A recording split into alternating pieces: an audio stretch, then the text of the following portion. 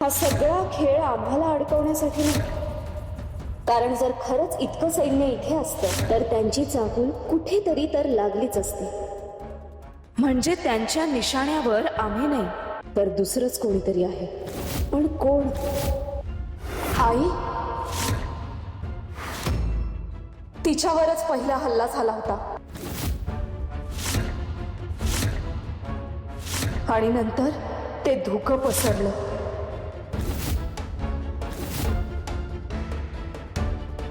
तिथे सुद्धा काहीतरी घात होणार होता, पण ती बाई आली आणि सगळाच डाव बदलला. आपल्याला असं म्हणायचं आहे का की ती बाईच असुर आहे म्हणून?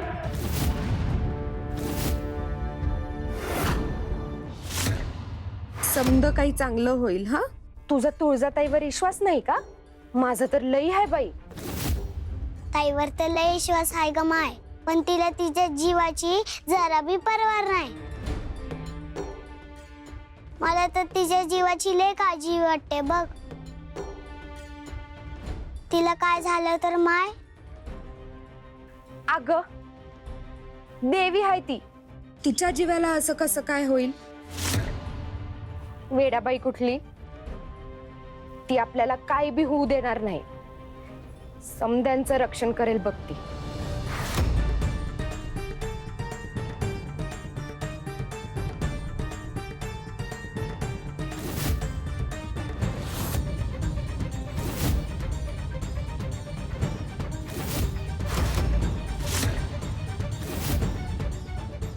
आता वेळ आली आहे. क्षमा कर मला देवी, पण माझ्याकडे दुसरा काहीच पर्याय नव्हता. काही सत्य अशी असतात की ती वेळ येईपर्यंत सावलीतच ठेवावी लागतात.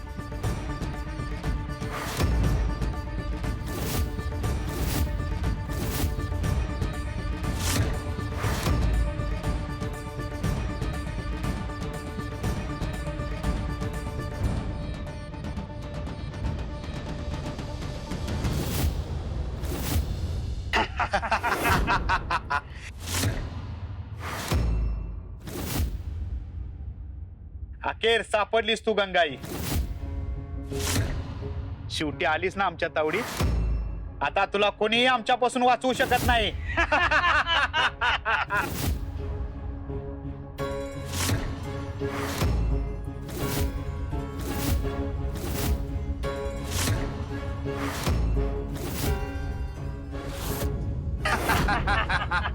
झाडं, वेली, फुलं, पक्षी, लेकर माझी सारी. त्यांना लावते माया न राखण करते ही म्हातारी. दुसऱ्याच्या घरी येताना दार ठोठावून यायचं असतं, नाहीतर चोर समजून मार पडतो. म्हातारे बाजूला हो, नाहीतर ज्या पावलांनी आलात त्या पावलांनी जाऊ शकणार नाही तुम्ही.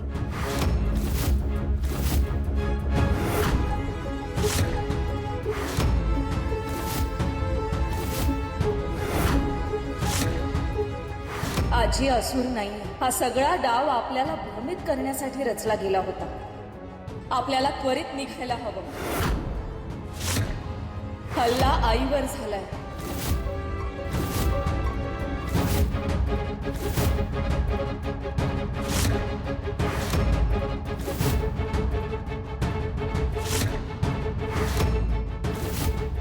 तुला काय वाटलं या छोट्याशा चाकूला बघून घाबरू?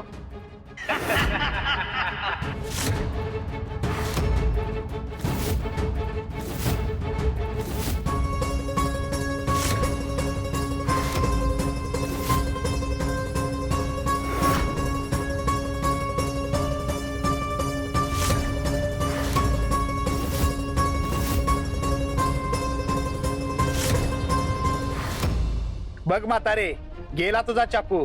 तू आता काय करशील? छोटासा चाकू गेला म्हणून काय झालं? बाकी शस्त्र आहेत ना.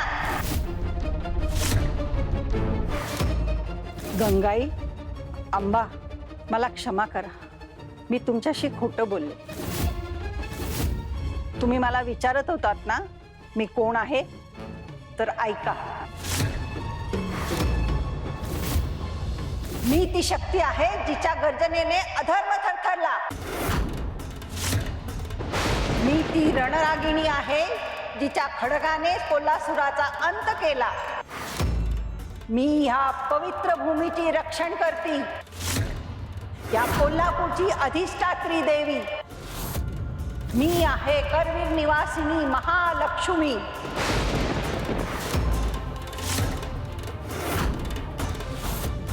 झाडं, वेली, फुलं, पक्षी, लेकरं माझी सारी, त्यांना लावते माया आणि राखण करते ही महालक्ष्मी.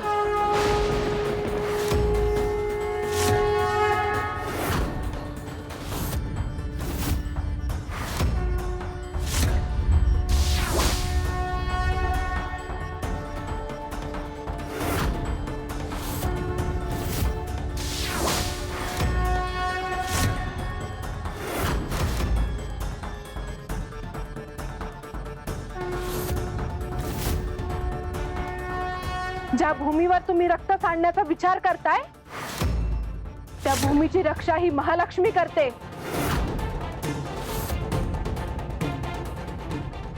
तुमचा प्रत्येक डाव, प्रत्येक मायाजाळ आता संपणार.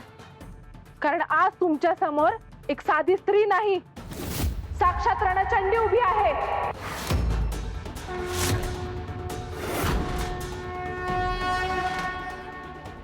या ज्याच्या अंगात अजूनही अधर्माचा गर्व शिल्लक असेल त्याने प्रतिकार करावा.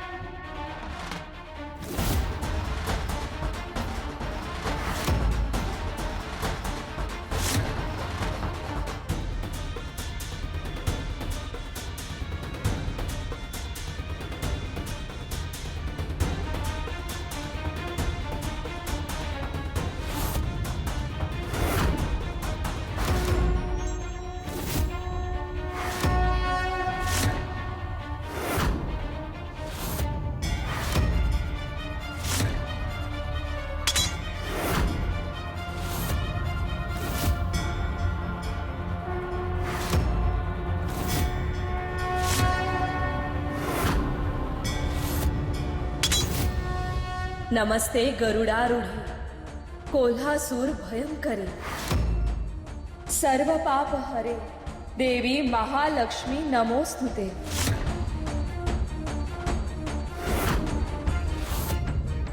महालक्ष्मी त्या तरी इथे नव्हत्या ना? पण म्हातारी तर होती. म्हातारी म्हणजे देवी? जसं असुर आपला वेश बदलून स्वतःची खरी ओळख लपवतात तसं देवांना करता येत नाही असं तुला वाटतं का? देवही तितकेच चतुर आणि दूरदृष्टीचे असतात.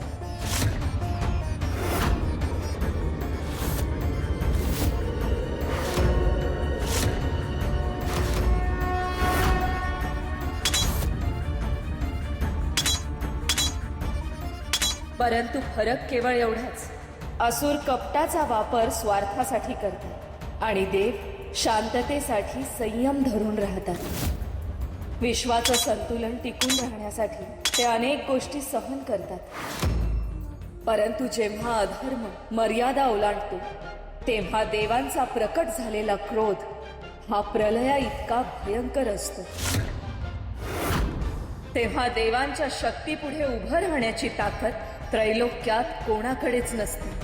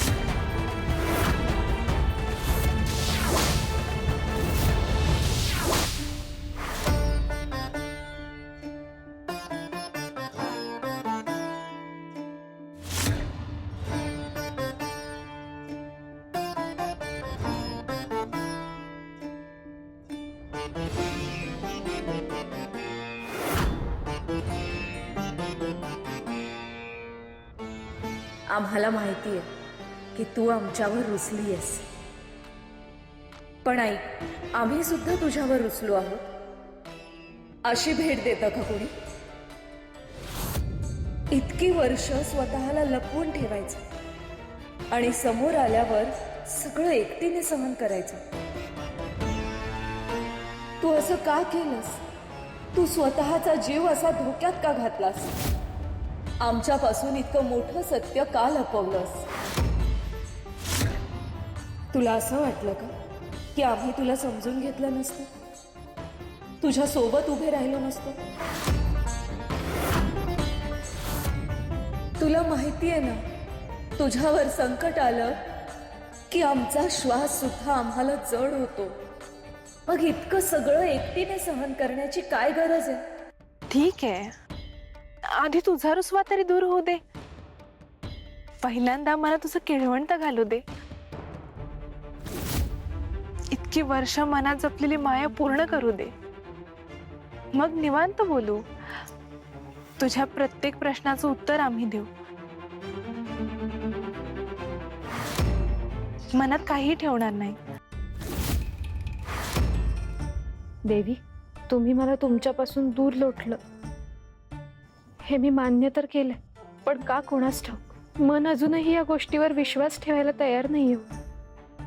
जेव्हा एखादी नदी डोंगरापासून दूर जाते तेव्हा तिला तिचं अस्तित्व संपल्यासारखं वाटत असेल का हो? पण खरं तर त्याच प्रवासानंतर ती समुद्राला जाऊन मिळते. कदाचित आज तुम्ही मला स्वतःपासून दूर केलं असेल कारण नियती मला एखाद्या मोठ्या सत्याकडे वाहून नेत असेल. या सगळ्यामागे तुमचीच काहीतरी लीला आहे जिचा अर्थ मला आज समजत नसेल, पण उद्या कदाचित हाच क्षण माझ्या आयुष्याचा मार्ग बदलून टाकेल. ताई, अगं ताई, तुला समजलं का? देवी आईची तब्येत म्हणा ठीक झाली आहे. आज महालात पुन्हा समदे गावकरी तिच्या दर्शनासाठी जाऊ शकतात. आत्ताच सांगावं आला. म्हणजे देवी परत येत आहेत तर? परत आला तर म्हणजे देवी आई कुठं गेली होती का? तिची तब्येत खराब नव्हती झाली? भलतेच तीक्ष्ण कान आहेत ग तुझे. देवींच्या हेरगिरी सैन्यात जायचं का काय तुला? कुणाला बी सांगू नको, हे आपल्यातलं गुपित आहे. मी अजून तुळजाईला पण नाही सांगितलं. हो, पण त्यासाठी आधी तुला धष्टपुष्ट व्हावं लागेल, मेहनत करावी लागेल. त्यासाठी चांगलं जेवण करावं लागेल. खाल्लंय का सकाळपासून काही? मग कशी उपाशी पोटी देवी तुला सैन्यात घेईल? हो, तुझं बरोबर आहे, पण आज मी उपवास धरला होता ना. जोपर्यंत देवी आईला बरं वाटत नाही तोपर्यंत. आता तिचा चेहरा बघेन आणि मगच जेवेन. मी काय म्हणत होते, तू पण चल की देवी आईकडे.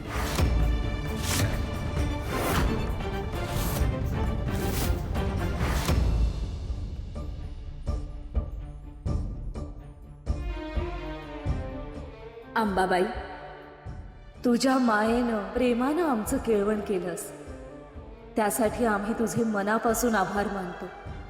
तुझ्या हातच्या प्रत्येक घासात आशीर्वाद होता, माया होती, आपलेपणा होता. तुझी लीला अगाध, परंतु एक गोष्ट सतत मनात घोळते. निसंकोचपणे विचारा देवी. आम्हाला माहितीये, तू धारण केलेलं प्रत्येक रूप हे केवळ रूप नसतं, त्यामागे नियतीचा एखादा गूढ संकेत दडलेला असतो. तुझी लीला अगाध, परंतु एक गोष्ट अजूनही मनात घोळते. तू आजीबाईचं रूप का धारण केलं होतंस? ह्या रूपामागे नक्की कोणतं रहस्य दडलंय? आणि तू आम्हाला असं भेटणं, निनावी संदेश पाठवणं, याचा काय अर्थ आहे? मी तुला मुद्दाम निनावी संदेश पाठवला कारण मला खात्री होती तू ओळखशील की तो संदेश मीच पाठवलाय. पण तो संदेश तुला पाठवल्यानंतर काही वेळातच मला एक गुप्त संदेश मिळाला. त्यात फक्त एवढंच लिहिलं होतं की तुझ्या परिवारावर मोठं संकट येणार आहे, सावध राहा. तेव्हाच मला कळालं हा सण फक्त केळवणाचं नाही, ह्या मंगल विधीच्या आड कोणीतरी एक मायावी डाव रचतो आहे.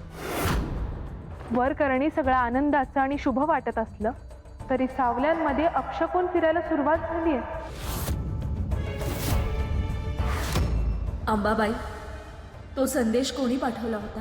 कोण आहे हा जो आपल्याला संकटाचे इशारे देतोय, मात्र स्वतःची ओळख लपवून ठेवतोय? मलाही कळू शकलं नाही.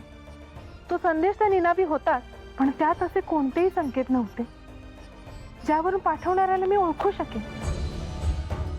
पण एक गोष्ट मात्र मला नक्की समजली होती की महिषासूर हा काही ना काही डाव खेळणारच.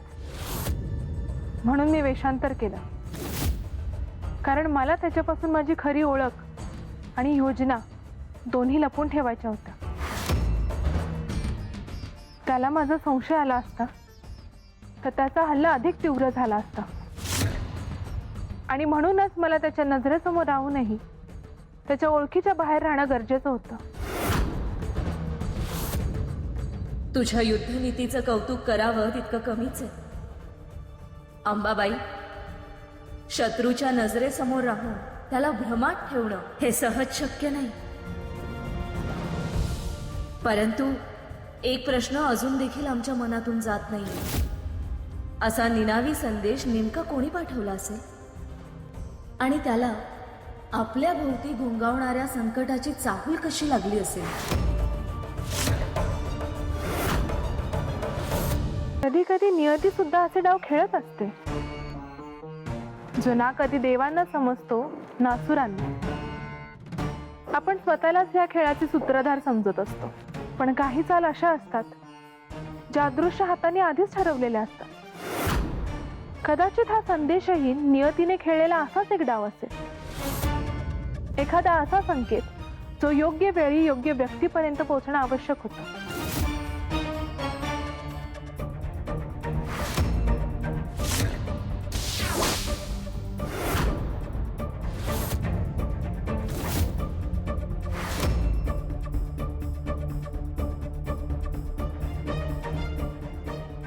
कोणी पाठवला असेल हा? ज्याने कोणी पाठवला असेल त्याने चांगलीच गोष्ट केली, पण आता परत जाताना सुद्धा तू सावध राहा. आम्ही आता पायी जाणार नाही आहोत. आम्ही त्वरित आहोत, सगळ्यांना घेऊन जाणार आहोत. तेच योग्य ठरेल. आता लग्न लागेपर्यंत सावध राहायला हवं. ह्यावेळी आपल्याला कोणीतरी सावध केलंय. नियतीने आपल्या बाजूने कौल दिलाय, पण तो कौल नेहमी आपल्याच बाजूने लागेल असं काही नाही.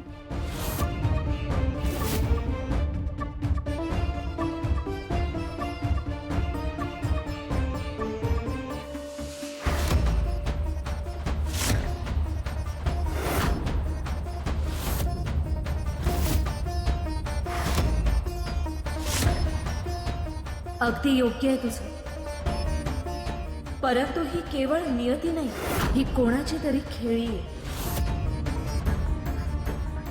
परंतु कोणाची?